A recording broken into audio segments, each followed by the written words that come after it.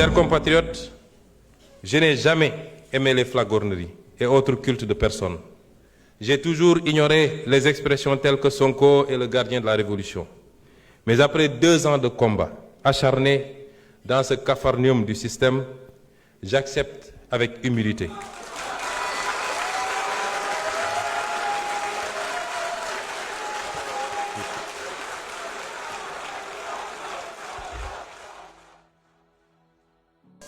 Souvent, une certaine opposition essaie de se greffer à toutes les causes pour en faire des causes politiciennes.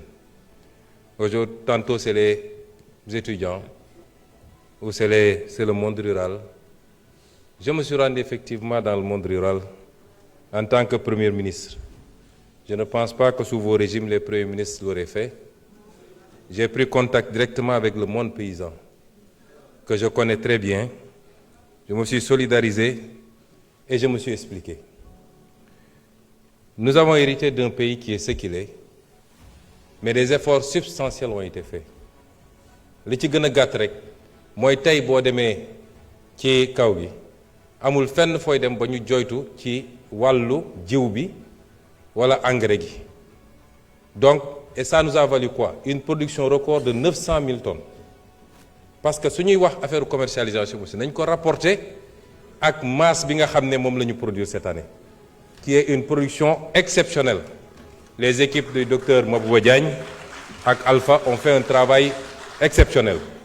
te muy nag des statistiques avérées duñ daan gonfler rek naan on a fait 1 million de tonnes ak nangam en passant 2017 la ñu promettroon d'ailleurs autosuffisance en riz dans la vallée et ailleurs. Donc du travail concret a été fait. soo amee nag lu toll noonu ci production l'écoulement mënul jàllee au même rythme que soo produire 400 000 tonnes ou 250 000 tonnes ou 500 000 tonnes. muy premier élément. wax naa ko fi ñu toll tembe dans le nord pratiquement gerte gi jeex na. Dans le centre am na encore quelques poches. wax nañu fii léegi les centres les points de collecte bi ma demee ci àll bi maa njëkk a interpellé monsieur le ministre du commerce ci les points de collecte. am na quelques problèmes bu amee dañ naan am na volet commercialisation bi am na ay problèmes yoo xam ne am naa njort ne année prochaine dootul am. année bi ñu jiitu suñu première campagne production bi ci boppam moo amoon problème tey waxatuñu production ba ci les produits horticoles tey dañuy dem ba dañuy obligé tëj marché bi pomme de terre beeg soble beeg macha allah. kon am na encore des problèmes on va les régler. On est à notre deuxième campagne sur les 50 campagnes à venir vous verrez ce que les paysans vont avoir inchallah. Donc am na des problèmes qu'on est en train de régler. wax naa nag dans le sud tey dans le Médina Yoro Foulah qui est devenu un très grand bastion presque les gens ne se rendent pas compte que le bassin arachidier est en train de se déplacer. Il est vers la fin du centre, il est vers le sud mais région de Kolda Médina Yoro Foulah etc. moo tax ma ne la les 2 prochains mois la Sonacos prioritairement. On est confronté à un problème de financement. Def nañu effort avec la BOAD, on a mobilisé 50 milliards supplémentaires. jox 28 milliards les opérateurs pour fay leen ñu mun leen dem jël les 23 milliards ou les 22 milliards restants jox ko Sonacos. ñu ngi continuer ci rythme boobu pour appuyer. 450 000 tonnes yi fan la jóge ba ma demee maa ne comme commercialisation bi yéex na. Les gens avaient pollué en disant qu'on a interdit l'exportation. On n'a jamais interdit l'exportation. On a mis une taxe à l'export de 40 francs sur le kilo. mu andi woon jiixi jaaxa. Ça aussi on le fait pour protéger un peu et le producteur nga xam ne moo ne ci naaj bi di sonn waaye ñeneen ñooy bénéficier wu ci affaire bi et pour protéger également nos industriels pour ñu mën a am gerte. Les gens sont allés dire que dañu télé exportation daaw la ñu bloqué woon exportation bi vers la fin on a libéré ren on n'a jamais interdit l'exportation. Ces mêmes exportateurs sont venus me voir. Ils nous disent vous ouvrez les exportations on achète 300 000 tonnes avec la taxe may leen à condition que ngeen dem jënd ci point de collecte yi pour qu'on soit sûr que vous avez acheté au prix bi ñu arrêté woon. ñu d'accord loolu on a enlevé la taxe de 40 francs loolu la ñu ma demandé woon j'enlève la taxe de 40 francs ils ont pris l'engagement d'acheter 300 000 tonnes au jour d'aujourd'hui ils ont acheté 5 000 tonnes 5 000 tonnes la ñu jëndagul. Qu'à cela ne tienne j'ai dit à la Sonacos est-ce que am nga capacité stocker 450 000 tonnes mu ne ma effectivement ma ne ko été stock de tourteaux et cetera du poser problème ñu non am nañu capacité bi. J'ai appelé le ministre des Finances j'ai dit trouver l'argent Sonacos jënd pour que gerte gi jóge ci loxo baykat yi Sonacos moom mun na stocker mu xaar même su dee 100 000 tonnes rek la mun a triturer na triturer loolu quand les gens viendront pour acheter notamment les opérateurs étrangers d'une nationalité que vous connaissez bu ñëwee Sonacos mun na leen jaay parce qu'il faut qu'on replace la Sonacos au cœur de la politique arachidière au Sénégal c'est pourquoi on est en train de renouveler les outils de production dundalaat Sonacos yi ci Sénégal yépp mu créer emploi ñu fexe ba am diwlin bi fii parce que l'une des meilleures huiles de cuisson longue ñëpp xam nañ c'est l'huile d'arachide régler les questions de communication et de marketing sur l'international où les gens sont allés dire que l'aflatoxine baaxul alors que ñun suñuy chercheurs neutraliser nañ l'aflatoxine c'est ça la politique que nous voulons nous avons une vision xam nañ fi ñu bëgg a jëm yàlla xam na ni bu ngeen ñu fi bàyyoon 74% de taux d'endettement heure bi décollé nañ bu yàgg vision mooy jiitu action ñun xam nañ fi ñu bëgg a jëm donc malgré tout on est en train de renouveler les lignes wax naa la ni fii Ziguinchor dinañu renouveler ligne bi toutes les machines ont été commandées et ça va passer de 200 000 tonnes jour à 500 000 tonnes jour à triturer Kaolack dinañ ko renouveler ça va passer de 400 000 tonnes de 400 tonnes du moins à 1000 tonnes Ziguinchor ça passe de 200 tonnes à 500 tonnes la ñuy jëlee foofu ci machine parce que Diourbel actuellement décortiquage rek lay def on retape Diourbel mu démarrer moom it avec une production attendue de 250 tonnes jour et on va continuer cette logique nee naa la en moins d'1 an Louga Ziguinchor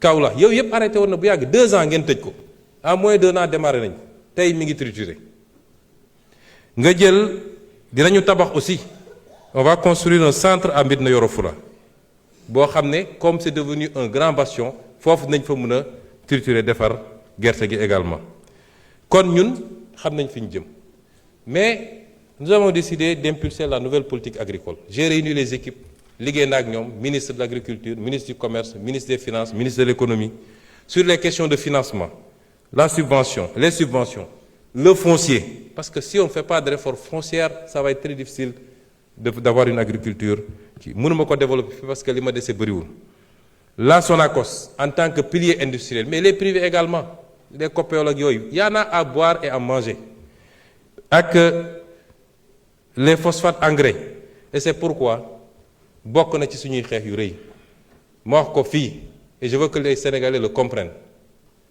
on va reprendre en main notre phosphate et notre industrie phosphatière parce que conditions yi ñu ko joxe woon ñëpp xam nañ ni baaxul le Sénégal a été grugé et sur de 1998 à maintenant on a perdu plus de 700 et quelques milliards ci privatisation boo xam ne jaarul yoon on va reprendre cette industrie on va travailler à faire de l'engrais ici au lieu d'exporter tout l'acide phosphorique de l'engrais sur mesure liggéey ko pour notre production nationale mais aller à la conquête du marché sous-régional c'est ce qu'on va faire aujourd'hui avec le phosphate c'est différent de ce qui a été fait jusqu'à présent 2 ou 3 régimes 2 régimes particulièrement romb nañu jël phosphate bi jox ko ci conditions yi kenn xamul gars yi di jël acide phosphorique bi di yóbbu suñuy béykat amuñu engrais nous consommons 15 tonnes d'engrais à l'hectare là où la moyenne mondiale est à 140 tonnes à l'hectare comment voulez-vous qu'on ait les rendements qu'il faut te engrais baa ngi fii ñun am nañu engrais tey yàlla may ñu gaz bi ma demee visiter OCP ils m'ont dit yéen da ngeen am lu ñu amul ñun phosphate rek la ñu am yéen am ngeen phosphate am gaz ba ci batterie électrique yi nga xam ne ñetti composantes ñoo koy def yéen am ngeen ñaari am ngeen phosphate am ngeen gaz on a une vision xam nañ fi ñu bëgg a jëm et ça patriotisme souveraineté moo koy lal nee naa la bu ngeen ñu fi bàyyi waloon 80% sax baax na commercialisation marketing bi les infrastructures et le partenariat donc foofu xam nañ fi ñu bëgg a jëm. laaj nañu fii léegi madame Aïssata Tall Sall honorable député am na ay laaj yu mu laaj dinaa ci tontu ñaar wala ñett mais madame l'honorable député defe naa fu ngeen musoon jaar ba ci parlement européen ne ay terroristes lañu ñun war ngeen fa jaaraat ne terroristes yi de ñoom laa jàkkaarlool Sénégal assemblée dóoruñu ma taaluñu ma tëjuñu ma kaso ndax bi ngeen koy wax yéen yow xam nga ni man duma terroriste te xam naa ko yéen a defoon une politique de répression que vous-même vous aviez exécutée sans état d'âme qui a valu énormément de dégâts à des jeunes citoyens sénégalais dont certains sont sortis avec des traumas. Aujourd'hui, si vous vous érigez en chantre de défense de je ne sais quelle cause, je crois que démb soriwul. Monde rural bi ngay défendre wax naa la une déclinaison, une vision. Am na lu ñu ciy liggéey. Nous sommes très proches de ce monde rural. Je vous ai dit, on est à notre deuxième campagne, nañ dem troisième, quatrième campagne, vous verrez ce qu'on va faire avec ce monde rural-là. Sans compter le volet élevage bi nga xam ne la ñu àndeegum rek pour renforcer le cheptel et le bonifier ñoom ñëpp gis nañ ko ci diir bu gàtt. kon liggéey bi ñu ngi ci. Il faut pas essayer de récupérer des causes yoo xam ne si les gens sont dans cet état responsabilité bi yéen la. dañuy wax mbirum lan moo changé ci diggante bi ba tey mbirum ñaari tur yi la fa doon am amu fi. fii yàgg dañ fay jàpp nit mais bu ñu defee pression politique ngeen bàyyilu leen tey pression mënul am nun kenn duñu woo duñu wax lu jëm ci loolu du fii du niveau international. Qu'est-ce qui a changé? Alors vous avez parlé du dialogue. Dialogue ñun musuñu am rupture de dialogue avec qui que ce soit, surtout pas avec les étudiants. Dialogue yaa ngi am ministre baa ngi convoqué mi ngi recevoir mi ngi wax nee nga dañu ubbiwaat université bi mais xanaa da nga lire communiqué bi université bi ubbi nañ ko ba je comprends pas. Assemblée de l'université nañ ubbi nañu université bi kon kay y a pas de problème. Étudiants yi bëgg a jàng wax naa ko léegi les conditions seront totalement réunies pour que étudiants yi dem jàng dans la sérénité et c'est l'appel que je relance et c'est un appel du grand frère pour ne pas dire du papa. ndax man école publique bu yàqoo ma yàqule keroog dama génn gis sama doom ci kër ma ne ko looy def fii mu ne ma non dañoo grève quoi ma ne ko ban grève mu ne ma solidarité ak université ma ne ko yow léegi sa baay ngay xeexal doo dem jàngi. kon ñun amuñu benn intérêt école bi yàqu benn intérêt. Le débat sur les rappels ou pas, le problème de l'université est un problème structurel.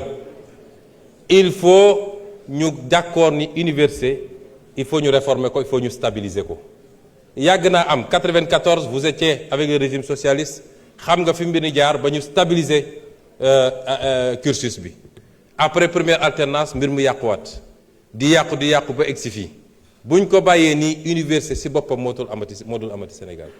Il faut qu'on fasse les réformes qu'il faut sans brutalité dans le dialogue et les échanges li am ñëpp am nañ ci responsabilité. yéen a fi tëj université bi 1 an loolu dafa impacté ba léegi 1 an yéen a ko tëj université bi ñu war a def ay rattrapage mbir mi Covid bi njëkk na fi ñëw andi problème ba ci les enseignants loolu yëpp dinañ ci waxtaan parce que boo waxtaanee yéen étudiants yi dañ la naan ñun dañuy jàng waaye du ñu am encadreur dañuy daw ci gannaaw pour am un encadreur suñu bëggee terminer suñu master bi. Et pourtant, il y a des étudiants qui trouvent le temps d'aller encadrer ailleurs. ñëpp dañuy toog ñu waxtaan ñu teg réew mi ci yoon réew dañ koy teg ci yoon ñu xam ni nii lay doxee te nguur goo xam ne lu yëngatu nga daw doo mus a defar réew doo teg réew mi ci yoon bi waaye nguur googu il faut moom ci boppam mu njëkk a góorgóorlu. Pour les bourses de sécurité familiale, je crois que sur le budget 2026, 35 milliards ont été inscrits. D'ici la NFR, d'autres crédits vont être inscrits du moins. Nous sommes sur la route de ramener la bourse. L'audit dira ce que vous aviez fait de la bourse, en tout cas le régime passé, c'était devenu une succursale politique pour caser des trucs. Pour conclure, Monsieur le Président, je voudrais lancer un appel au peuple sénégalais. Nous sommes dans un monde à la croisée de chamboulements majeurs. yàgg naa leen wax li borom xam-xam yi ci science politique di wax le piège de Thucydide mooy àdduna day dox étape bu nekk am ay changement tey am na ay blocs yuy constitué wu am puissance bu mag bu fi newoon téye àdduna tey dooleem wàññeeku beneen puissance di jóg ànd ak blocam loolu foo ko mus a gis dafa ànd ak ay heure dafa ànd ak ay chamboulement ci wàllu économie ci wàllu sécurité ak ci yeneen wàll nun Afrique lan lañ ci war a jëlee réflexion stratégique bi foofu la war a nekk les débats inutiles yi ñuy téye fii suba ba ngoon jot am diw andil masamba nekkul nit ñi newuñu ci foofu àdduna dépassé na foofu et c'est ce message que je veux lancer aux Sénégalais et aux Africains. L'Afrique n'a pas besoin qu'on l'asphyxie par la dette injuste et odieuse. Elle a besoin de croissance pour tirer le monde parce que le seul îlot de croissance dans ce monde-là, c'est l'Afrique. Amul fenen. C'est l'Afrique où tout est à construire. Est-ce que ça se fera sans les Africains, comme ça a toujours été le cas, depuis la traite négrière, la colonisation, la néocolonisation? C'est à nous, Africains, de répondre. Il faut que nous élevions le niveau de débat. Débat yi am Sénégal doo dem benn dëkk buy avancer boo xam ne ci débat boobu lañ nekk. Il faut aujourd'hui qu'on sache que l'Afrique n'a pas besoin de ça, de cette dette odieuse. J'ai eu à recevoir à Addis Abeba l'éminent économiste américain, le professeur Jeffrey Sachs. En l'écoutant, je me suis entendu parler, je me suis entendu écrire. Telle était forte notre convergence de vues. Et voilà ce qu'il disait en substance, et il me permettra de le citer. Ce qui intéresse le FMI, ce n'est pas votre développement. Ce qui intéresse le FMI, c'est que vous restiez pauvres et sages.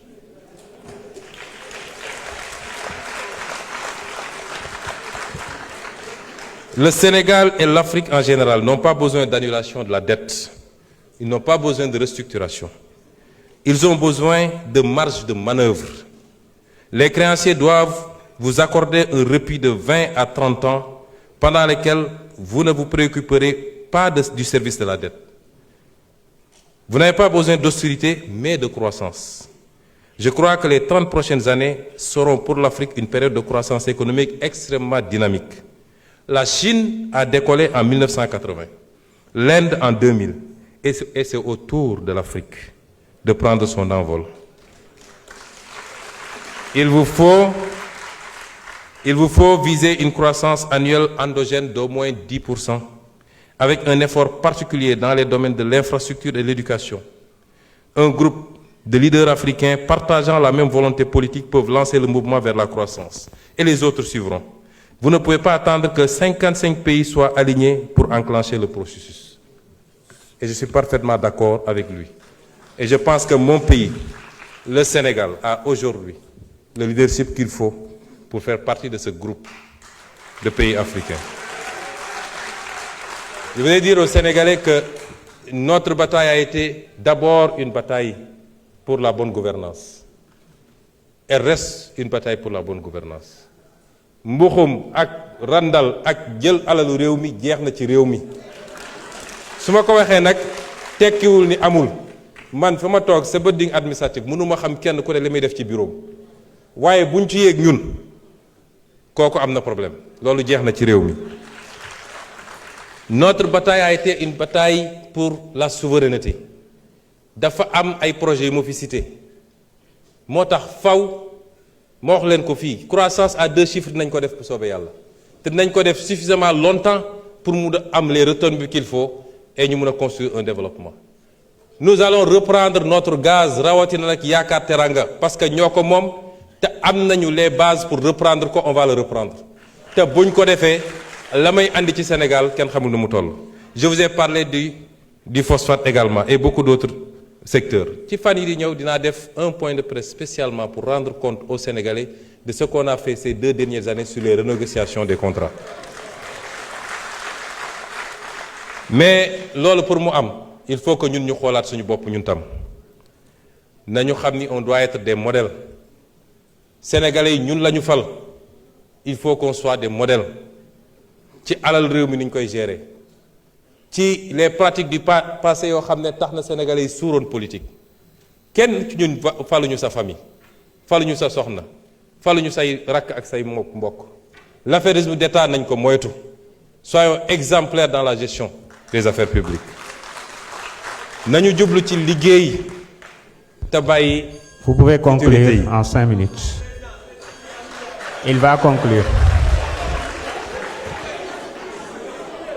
Vous pouvez conclure. nañu jublu ci liggéey te bàyyi futilité yi parce que liggéey mooy permettre ñu éviter yenn yi nañu waxante dëgg yu bëri ñuy wax fii ñi ngi wax ci affaire ñaari tur yi ñi ngi wax ci xawma simol lañ ko tuddee maître Bamba Cissé xam na ci dara wax nañu ci yu bëri yu am sax ci comportement ci réseaux sociaux ak feneen li ko andi mooy bëgg facilité nañu dellu ci cette valeur fondamentale qu'est le travail parce que moo lay permettre nga dund gu nooy waaye jaamu yàlla la ci boppam nañu cultiver cette valeur fondamentale structurée autour du travail. Les résistances mënul ñàkk nous faisons face à cette hydre à multiples têtes je parle toujours du système mi ngi fii foo làmb ci administration foo làmb ci magistrature foo làmb feneen ak feneen di nga fa fekk lenn ci ñooñu waxuma ñëpp nag yoo xam ne tey ñi ngi galgal ñi ngi résister. Je rends hommage ici à madame Yacine Fall ci lii nga xam ne mu ngi koy def ci xeex chaque jour pour changer qualitativement la justice de ce pays malgré les résistances yi nga xam ne mu ngi koy jànkoontool. Ces résistances ne nous posent pas problème et je voudrais dire que nous ne démissionnerons jamais de ce travail. Je ne parle pas de démission du poste de Premier ministre. Ça n'est pas d'importance. Je veux dire qu'on ne démissionnera jamais de ce combat pour le changement structurel dans ce pays. Ak fu ñu mun ci nekk nag. Les résistances au sabotage, nous allons continuer à nous battre. Li fi xew yépp man bettu ma ndax wax naa ko fii Assemblée nationale juróomi at ci gannaaw. L'histoire de l'humanité rappelle que les révolutions qui marchent vers les destins promis, se heurtent à leur lot d'obstacles. Les reniements, les intrigues et complots de pouvoir, les infiltrations, les accoutumances aux tentations, les résistances de l'ordre ancien. Et ce que nous vivons tous les jours. Mais je veux vous réitérer un engagement. Cet engagement, c'est que cette fois-ci sera la bonne. Cette fois-ci sera le bon départ pour le Sénégal. Avec votre concours à tous, le réveil et l'alignement aux exigences nouvelles de toutes les forces combattantes qui nous ont fait triompher. Chers compatriotes, je n'ai jamais aimé les flagorneries et autres cultes de personnes. J'ai toujours ignoré les expressions telles que Sonko est le gardien de la Révolution. Mais après 2 ans de combat acharné dans ce capharnaüm du système, j'accepte avec humilité.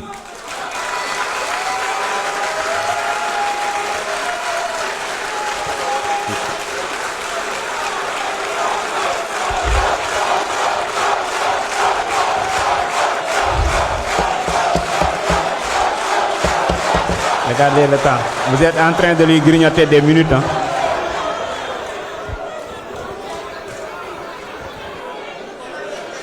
Après 2 ans de combat acharné dans ce capharnaüm systémique, j'accepte avec humilité. Oui, je suis le gardien de cette révolution.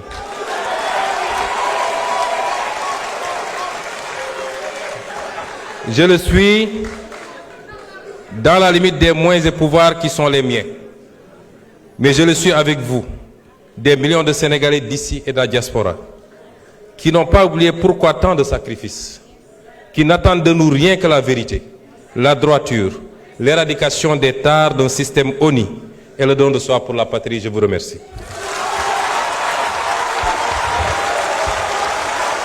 Merci beaucoup.